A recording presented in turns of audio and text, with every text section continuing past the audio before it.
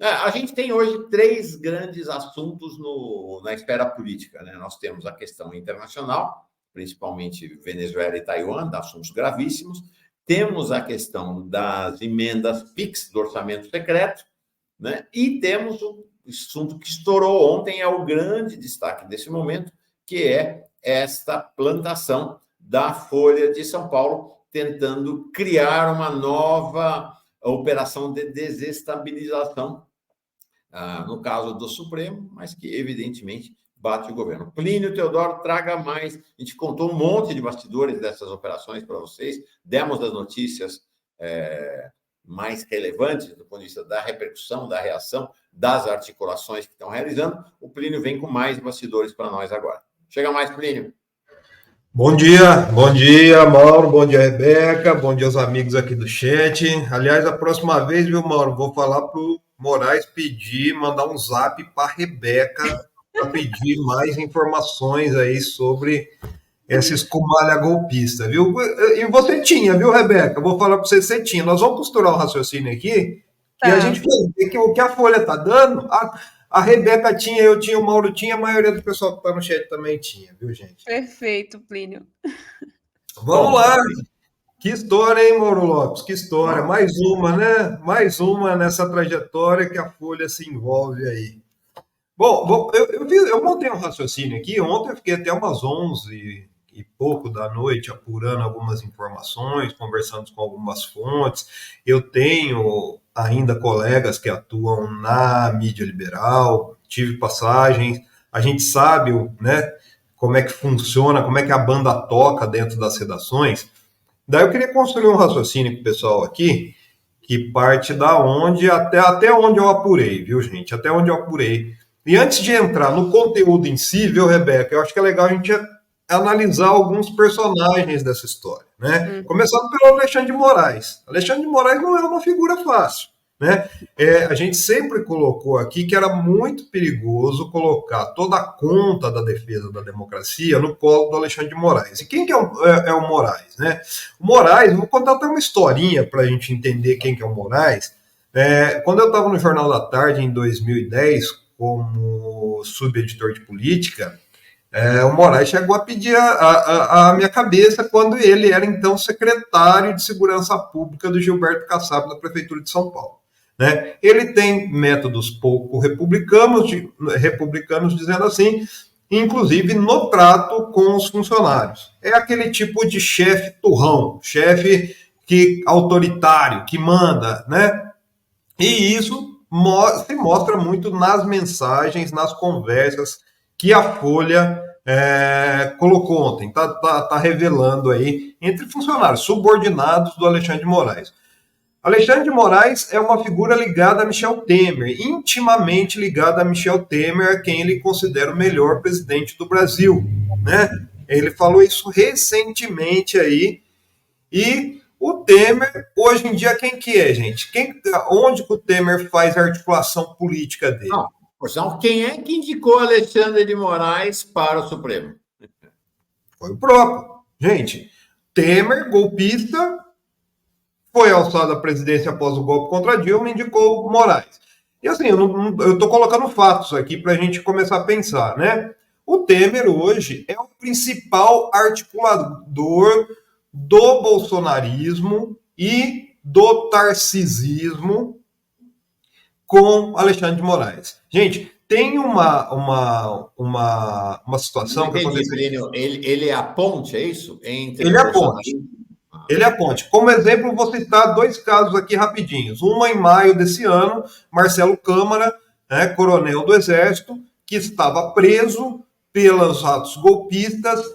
O Moraes só aceitou libertar o coronel Câmara depois de uma articulação feita pelo Temer e pelo Tarcísio Gomes de Freitas, né, para que colocasse ele na rua. Quem que é o advogado do Marcelo Câmara?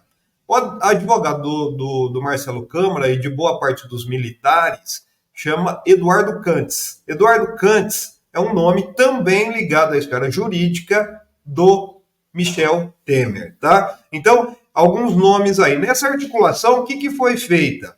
Né? Qual foi a negociata que o Temer fez entre Tarcísio, bolsonarismo e Alexandre de Moraes?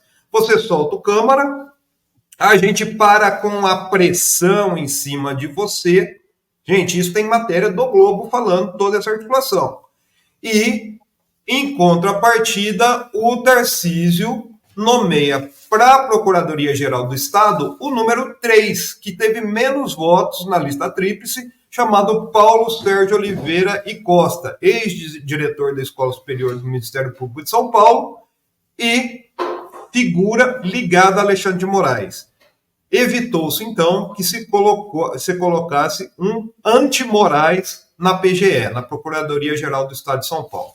Fechando isso aí, quem que é a Folha? Acho que, segundo o personagem, quem que é a Folha? Gente, ontem, o Mauro vai lembrar bem, a hora que eu vi a primeira matéria, me lembrou muito a entrevista do Roberto Jefferson com a Renata Lopretti sobre o mensalão. Não havia fatos ali. Né? Até hoje, se a gente for ver a questão do mensalão, é um sistema de cooptação de parlamentares que sempre existiu na estrutura pública, certo? Então, quem que é a Folha? Atuou pelo golpe de Estado? Não atuou na ditadura? Não apoiou a ditadura? Não deu caminhão para a ditadura?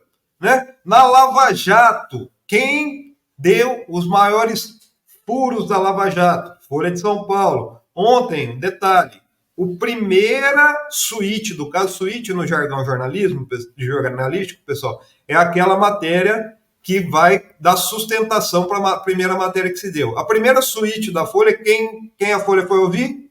Deltan Dallagnol, tá? E, em suma... Isso que o caso é pior do que isso, que o caso é mais grave do que a Vaza Jato. Gente, e é uma coisa assim, essa foi a chamada, inclusive, né, Mauro, da matéria. Essa foi a chamada. E não para em pé. A grande questão é que não para em pé. Nós vamos analisar as matérias também. Mas, em suma, família Frias, além de ser a dona da Folha, é dona de banco, é liberal, né? Tem isso nessa defesa e faz essa defesa, e por isso existe um alinhamento aí com esses neoliberais, esse pessoal ligado ao Temer. Outra figura, Glenn Greenwald. Quem é o Glenn? O Glenn é uma figura aí que busca sempre os holofotes através dessas notícias. O Glenn, gente, ele se aproximou, ele selou a aproximação dele do bolsonarismo naquele Twitter Files Brasil, né?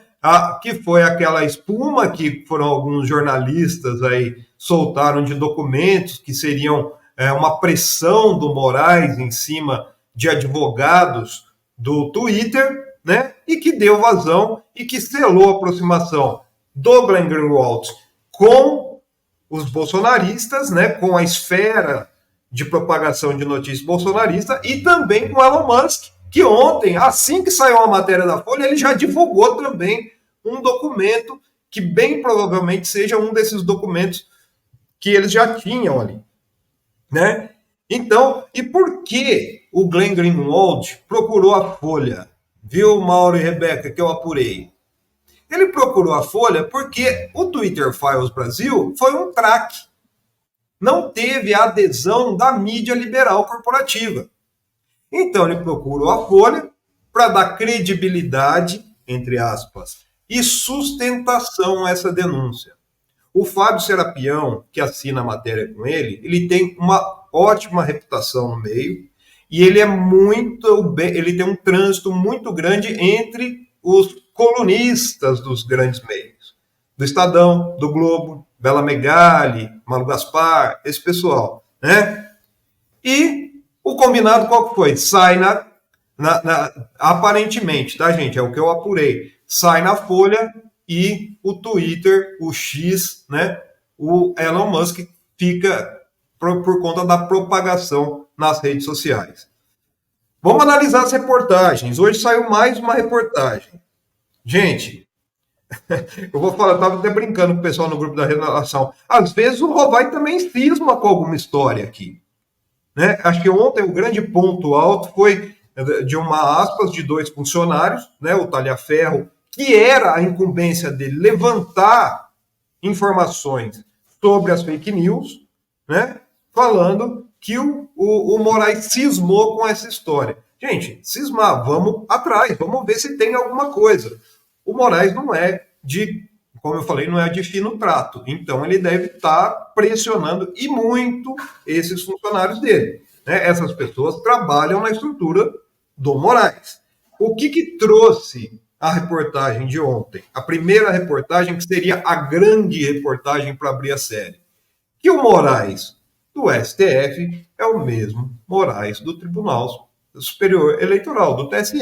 Gente, isso tem, inclusive, documentação dentro do TSE que permite a troca de informações de investigação do mesmo parâmetro. Isso é legal. O que são os foras do rito que a Folha diz? Os foras dos ritos seriam que eles estariam conversando por WhatsApp. Agora, o negócio é o seguinte: você tem uma comunicação rápida diante de um processo, uma intentona golpista. Então, é muito comum que funcionários ali falem, desenrola isso aqui para mim que eu vou formalizar para você. Porque, gente, a gente estava em meio a uma tentativa de golpe, e fica muito claro na matéria de hoje. Então, essas conversas de funcionários até hoje não têm consistência, porque é uma conversa que existe entre funcionários que estão cumprindo a função de um mesmo chefe. A matéria de hoje, o que a Folha revelou hoje, viu, Rebeca? Por isso que eu falo, você poderia ter mandado as informações para o Moraes, que existe uma relação, né, sobre a investigação, o pedido de investigação que foi feito do Alexandre de Moraes, duelo entre Eduardo Bolsonaro, filho do Jair Bolsonaro, com o Fernando Serimedo. Quem que é o Fernando Serimedo?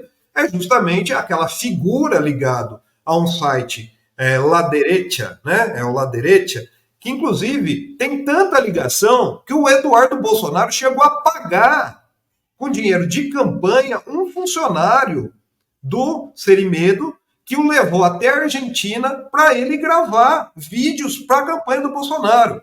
O Serimedo, ele está indiciado pela Polícia Federal no relatório dos atos golpistas, porque em dezembro ele soltou uma live que foi usada, inclusive, pelo PL e pelos bolsonaristas em uma da série de ações movidas, falando que houve fraude nas urnas eletrônicas sem nenhuma comprovação. Então, são duas matérias até agora que, factualmente, não param em pé. Não param em pé. Daí, acho que é a grande pergunta, só para a gente finalizar, e daí o Mauro, que tem bastante experiência nessa área, eu acho que já sabe até o caminho dessa resposta. Por que a Folha fez isso? Qual o objetivo da Folha? Gente, basta ver de quem a Folha é alinhada, com quem a Folha se alinha. Né? A política econômica do Bolsonaro, né, que era conduzida pelo Paulo Guedes, é uma política econômica que sempre agradou a mídia liberal. Com o Lula é diferente? Não está sendo, mas existe pelo menos um processo que travou algumas questões, como a privatização da Petrobras, que está no cerne da Lava Jato, que está no cerne do golpe contra Dilma, né? Então, o que resta aí é a gente saber quais as intenções da Folha. E assim, eu estou analisando, viu, Mauro e Rebeca, com muito cuidado, e o que foi divulgado até agora. O que foi divulgado até agora como grande bomba e que está sendo um carnaval foi só gasolina na fogueira bolsonarista de perseguição da justiça.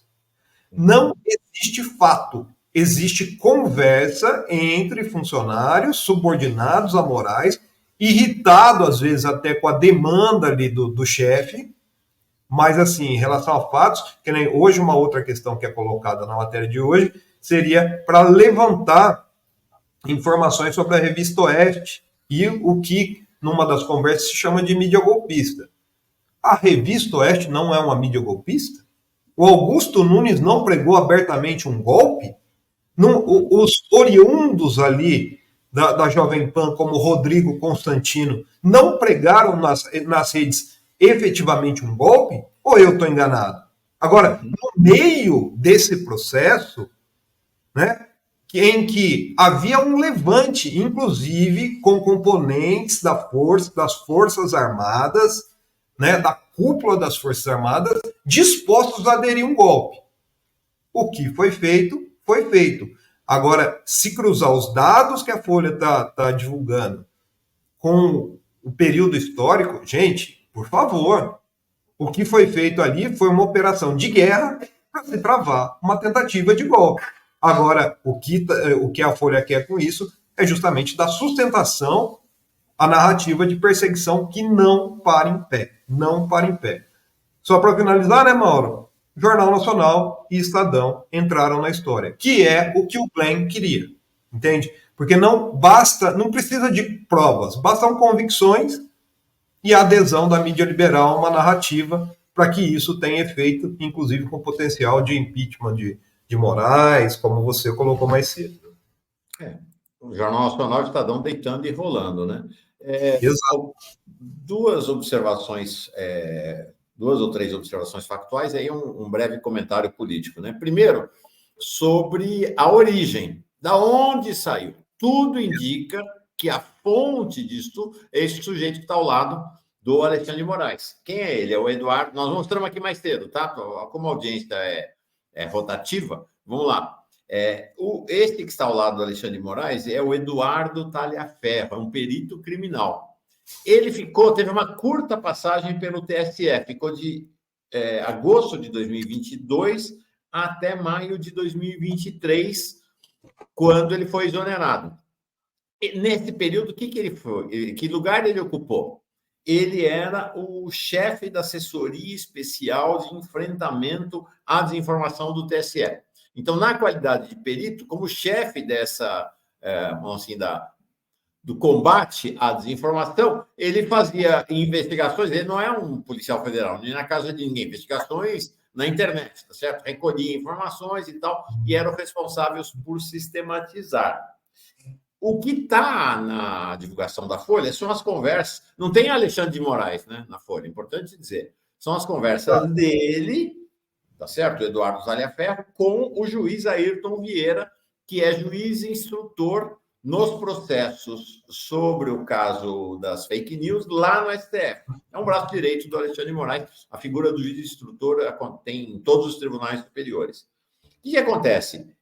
Por que ele ficou tão pouco tempo no TSE? Porque ele foi preso no início de 2023 por violência doméstica, porque ele agrediu a esposa dele e chegou a dar um tiro contra ela. Está viva, sobreviveu. Mas aí a situação ficou insustentável, né? Foi preso, virou um escândalo, teve enorme publicidade, ele foi exonerado. E levou para o fígado, né? Não se conformou com a exoneração dele. Então, a avaliação que se rola nos bastidores é que ele é a fonte com uma vingança contra a exoneração dele lá do TSE. Há uma avaliação consensual dos juristas de que não fica em pé, né? Nós mostramos aqui o Fernando Fernandes, esse professor de Direito Constitucional, o Wallace Corbo, o Lênio Streck, o Cacai, não fica em pé. O que você falou não fica em pé, mas aí tem uma questão, que é, eu já disse aqui mais cedo, né, Plínio? As pedaladas não ficavam em pé também. Exato. O triplex também não ficava em pé do ponto de vista jornalístico. Isso não foi... O fato de não ficar em pé não quer dizer que você não consiga montar uma operação política, que é o que está acontecendo agora de novo. Né? E essa operação política é uma operação política muito relevante, porque ela indica algo que aconteceu na Lava Jato, que é uma reaproximação da mídia conservadora. A gente usa muito fascista, tal, mas é importante identificar os atores para poder entender o processo. A Folha e o Globo não são fascistas. É mídia liberal, conservadora. Fascista é o Bolsonaro. Mas estavam aliados ao Bolsonaro e ao fascista, esse sim, o Moro, durante a Lava Jato e depois, inclusive, na eleição de 2018. Essa aliança entre eles foi rompida e eles apoiaram o Lula. Apoiaram o Lula. Né? Quem é a queridinha do governo Lula? A Globo News. Né? Qual foi a primeira reportagem do governo Lula? A Natuza Neri no Palácio da Alvorada com a Janja. Então, existe ainda, mas está cada vez mais distante, uma aliança do governo Lula com Folha e Globo, nessa altura do campeonato, mais Globo, menos Folha, mas está se desfazendo, porque há uma reaproximação desses segmentos com a extrema-direita. E, por fim, sobre o papel do Temer, né, é importante também dizer, o Temer não é um fascista, não vamos confundir as coisas. Né? O Temer é um cara desta direita tradicional. A direita tradicional é golpista no Brasil, gente, sempre foi. Certo? O que era Arena, o que é o Lira, não são fascistas, mas são golpistas. Né? Então, o Temer é um golpista e ele hoje é o grande articulador, é o que você falou, né? Entre a direita tradicional e a extrema-direita. Será que ele vai conter esse ataque ao protegido dele, o Alexandre de Moraes, ou não? Essa é uma incógnita dessa situação nesse momento, né, Plínio? Bom, animou, né? A gente vinha reclamando aqui, só tem notícia internacional, só tem notícia internacional, só tem notícia internacional. Nós avisamos, né? Lá no final da semana passada, vai começar, porque vai voltar, né? Tem uma semana de esforço concentrado, o Senado voltando, a política vai voltar à vida. Não achávamos que ia ser com tamanha intensidade. 2 guerras logo nessa semana de esforço concentrado. A guerra do orçamento secreto e a guerra contra Alexandre de Moraes. Né? Exatamente. E é interessante, né, gente, que isso vem na esteira aí, né, principalmente da questão dessa guerra, né, Mauro, entre o Judiciário e o Congresso Nacional por conta das emendas PIX, né, muito na esteira. Gente, uma coisa se interliga com a outra, né, então eu acho que é interessante a gente ficar atento a isso e a gente que acompanha muito bastidores da política, a gente vê que não existe nada por acaso. Tudo é construído, né? Então, a grande questão agora, a gente está levantando elementos para construir de onde vem essa narrativa, né? E essa narrativa foi construída em São Paulo, na esfera ali dessa negociação entre Temer, Bolsonaro, Tarcísio, lembrando que o Tarcísio tem uma aproximação com a Globo para ser a terceira via, né? Então, o que aconteceu? Faz muito sentido quando a gente pensa que se tirou Dilma, colocaram um fascista depois do Temer, se arrependeram até certo ponto, né? Pensaram que ia tomar. Lembra dessa história no começo? Deixa o Bolsonaro falar as bobagens dele, que daqui a um dia a gente toma ele. Não conseguiram, tiraram o Bolsonaro. O único que tinha chance de derrotar o Bolsonaro era o Lula, colocaram o Lula, mas agora eles insistem que querem um governo extremo neoliberal com uma pitada aí de democracia. E para isso, eu acredito, viu, Mauro, em relação à pergunta que você fez aí, eu acho que o Temer até topa queimar o Alexandre de Moraes. Tudo para o interesse maior, né? Tudo muito maior. Pelo poder. Plinião, bom, amanhã você está de volta aqui, porque vai ter muito desdobramento hoje, tanto do caso do orçamento secreto, das emendas PIX, quanto desse caso aí da ação coligada da Folha e do bolsonarismo contra o Alexandre de Moraes. Mas veja, não é uma questão pessoal contra o Alexandre de Moraes, né? É uma ação do bolsonarismo e da Folha contra as investigações da PF e os processos em cima de Bolsonaro e sua gangue. É disso que se trata. Né? Eles querem inviabilizar a condenação do Bolsonaro e, no limite, querem Bolsonaro candidato a presidente em 2026 de novo. Obrigado, Pelinho. Até amanhã. Até amanhã, Maurão.